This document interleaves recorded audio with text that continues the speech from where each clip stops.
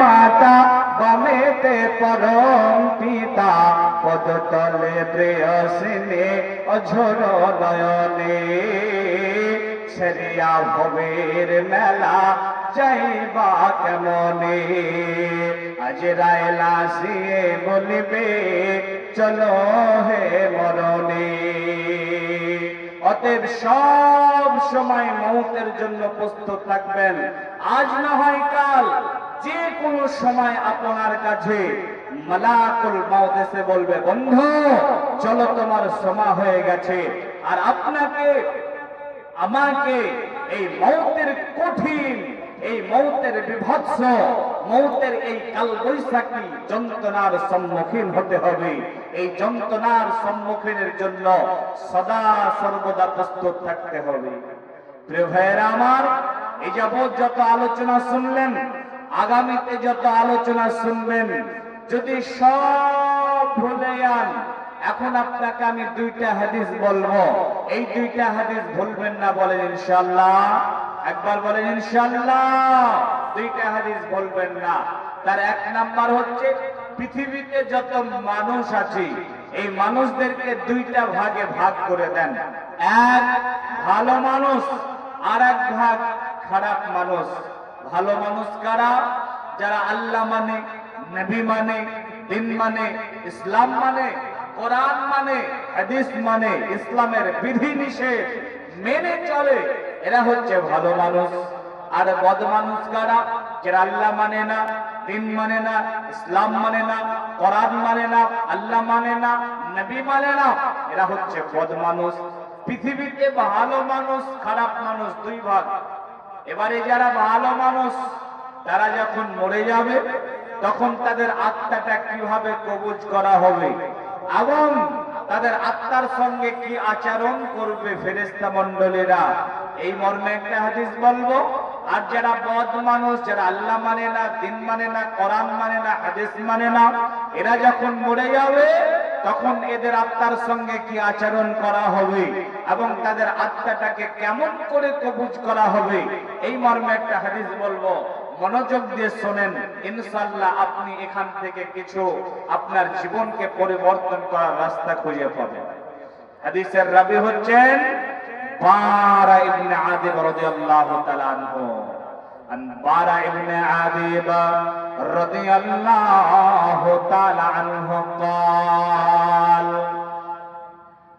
قال رسول الله صلى الله عليه وسلم إن العبد المؤمن إذا كان في القطاع من الدنيا وإقبال من الآخرة نزل إليه ملائكة من السماء بيض الوجوه كأن وجوههم الشمس معهم كفن من أكفن الجنة وحنات من حنوت الجنة إلى الآخر الحديث। বন্ধুরে আমার, বারা ইবনে আযিব রাদিয়াল্লাহু তাআলা আনহু বলেন, বিশ্বনবী জনাবি মুহাম্মদুর রাসূলুল্লাহ সাল্লাল্লাহু আলাইহি ওয়াসাল্লাম বলেছেন, ইন্নাল আবদাল মুমিন, যখন আল্লাহর কোন মুমিন বান্দা ইযা কানা ফিল কিতাইন মিনাদ দুনিয়া, দুনিয়ার মাটি থেকে বিদায় নাই, ওয়া ইকবালুম মিনাল আখিরাহ, আর যখন তারা পরকালবাসী হয় তো এদের আত্মার জন্য নাযালা ইলাইহি মালাইকাতু মিনাস সামাই, আসমানের উপর থেকে এক দল ফেরেশতা দুনিয়ার মাটিতে চলে আসে। বিজল ওজহি, যাদের চেহারা হয় সুন্দর চেহারা, একেবারে সুন্দর ঝকমকে চেহারা। কত সুন্দর চেহারা!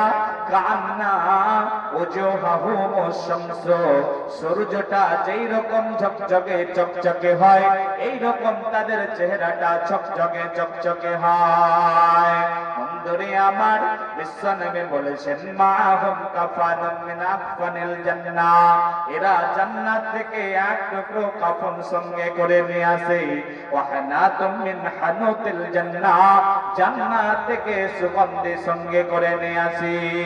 এর নবীর উম্মতের দল, আল্লাহর গোলামেরা ভালো করে বোঝার চেষ্টা করেন। জান্নাতের কাফন সঙ্গে করে নিয়ে আর জান্নাতের সুগন্ধি সঙ্গে করে নিয়ে পৃথিবীর মাটিতে চলে আসে। মাদ্দাল বাসরি, ওর চোখের আড়ালে দূরে একটা জায়গাতে বসে যায়। আল্লাহ ওয়ালা মানুষটা যে দুনিয়ার মাটি থেকে বিদায় নেবে, ওর চোখের আড়ালে দূরে একটা জায়গাতে বসে যায়।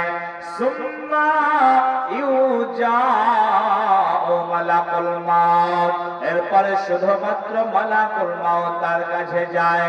মালাকুল মাউত তার কাছে যাওয়ার পরে তার কপালের উপরে হাত রাখে, রাখার পরে বলে ইয়া আইয়াতুহান নাফসুত তাইয়্যিবা, বলে রে পবিত্র আত্মা, তুখরিজি বের হয়ে এসো ইলা মাগফিরাতিন মিনাল্লাহি ওয়া রিদওয়ানা, আল্লাহর দয়ার দিকে, আল্লাহর ক্ষমার দিকে, আল্লাহর রিজামাতের দিকে বের হয়ে এসো।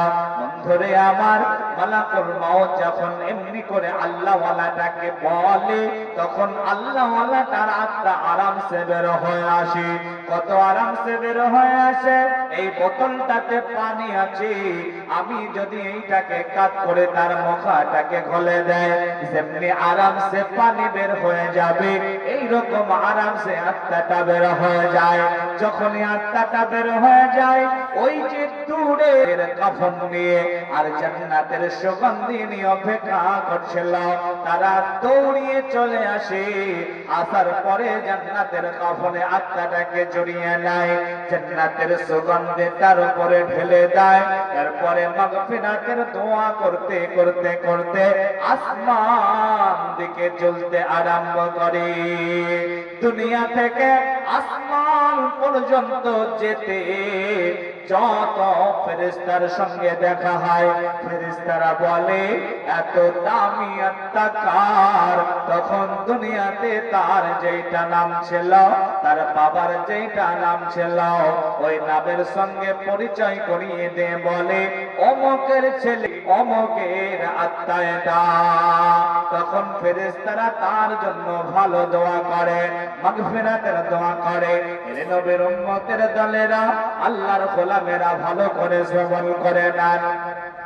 দুনিয়া থেকে যে আসমানটা দেখতে পাই, এটাকে বলা হয় দুনিয়াবি আসমান।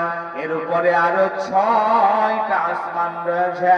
দুনিয়াবি আসমানের গেট কাছে যখন যাওয়া হয়, আসমানের গেটের কাছে যখন যায়, সঙ্গে সঙ্গে আসমানের গেট খুলে দেওয়া হয়। দুনিয়াবি আসমানের উপরে আত্মাটাকে ওঠানো হয়। যখনই দুনিয়াবি আসমানের উপরে আত্মাটাকে ওঠানো হয়, তখন আসমানের উপরে লাল হয়ে যায়। আসমানের উপরে ঘোষণা করে দেয়া হয় যে পৃথিবী থেকে আল্লাহ ওয়ালার আত্মা এসেছে। তো দুনিয়াবি আসমানের উপরে, প্রথম আসমানের উপরে যত ফেরেশতা আছে, এই ফেরেশতারা সবাই এক জায়গাতে জমা হয়ে যায়, আত্মাটাকে দেখে আর মাগফিরাতের দোয়া করে। আর আত্মাটার সম্মানে আত্মাটাকে সামনে দিয়ে ফেরেশতারা পিছনে পিছনে পিছনে পিছনে গিয়ে দ্বিতীয় আসমানের গেট পর্যন্ত এগিয়ে দিয়ে আসে। বলেন না সুবহানাল্লাহ, আলহামদুলিল্লাহ, আল্লাহু আকবার। কত সম্মান দেওয়া হয় চিন্তা করে। দ্বিতীয় আসমানের গেটের কাছে যাওয়ার সঙ্গে সঙ্গে দ্বিতীয় আসমানের গেট ওপেন হয়ে যায়। দ্বিতীয় আসমানের উপরে আত্মাটা